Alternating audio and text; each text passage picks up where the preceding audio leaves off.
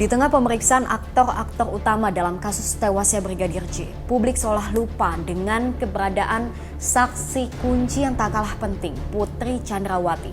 Satu-satunya wanita yang berada di pusaran kasus ini dan kesaksiannya sangat amat dinanti. Kita diskusi.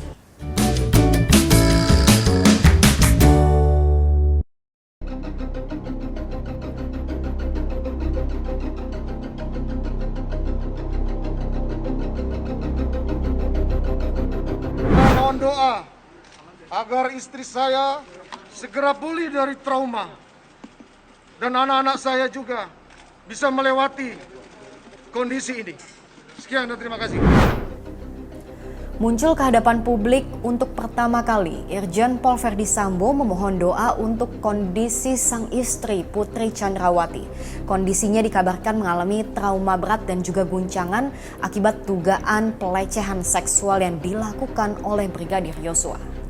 Hal yang sama juga diungkapkan oleh tim kuasa hukum dan mendesak dugaan pelecehan seksual yang dialami kliennya segera ditangani.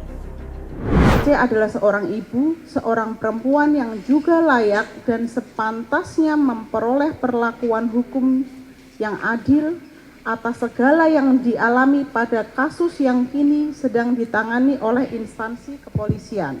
Laporan Ibu PC telah diambil alih oleh Dirtipidum Bareskrim Polri. Laporan sudah ditindaklanjuti dan dinaikkan statusnya dari penyelidikan menjadi penyidikan. Sudah sejak awal kasus ini bergulir, tim kuasa hukum mengajukan permohonan perlindungan korban kepada LPSK. Namun hingga saat ini masih belum dikabulkan. Mengapa demikian? Menurut Undang-Undang Nomor 31 Tahun 2014 tentang perlindungan saksi dan korban, perlindungan dapat diberikan dengan syarat pentingnya keterangan saksi dan atau korban, tingkat ancaman yang dialami, hasil analisis tim medis atau psikolog, serta rekam jejak pidana yang pernah dilakukan. Cara pengajuannya pun tergolong sederhana. Saksi atau korban mengajukan permohonan tertulis, LPSK kemudian akan melakukan pemeriksaan dan keputusan paling lambat dijatuhkan 7 hari lamanya. Undangan untuk melakukan asesmen ini sebenarnya sudah berulang kali dilayangkan oleh LPSK hingga tim psikolog merekomendasikan pemeriksaan dilakukan di kediaman Putri Chandrawati. Mungkin minggu depan. Langsung Kabarnya bakal dilakukan di kediamannya ya Pak ya? Iya, karena ini permintaan dari psikolognya. Menurut psikolognya, Bu P masih terguncang. Bu P lebih merasa nyaman diperiksa di rumah, tidak apa-apa. Tapi yang menjadi catatan, pemeriksaan kami independen, pemeriksaan kami mandiri. Jadi kalau ketika kami periksa, tidak boleh ada orang lain.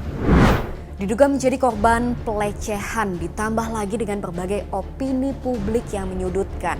Tentu nggak akan mudah untuk siapapun. Dan atas dasar hak asasi inilah Komnas HAM tidak dapat memaksa untuk memeriksa.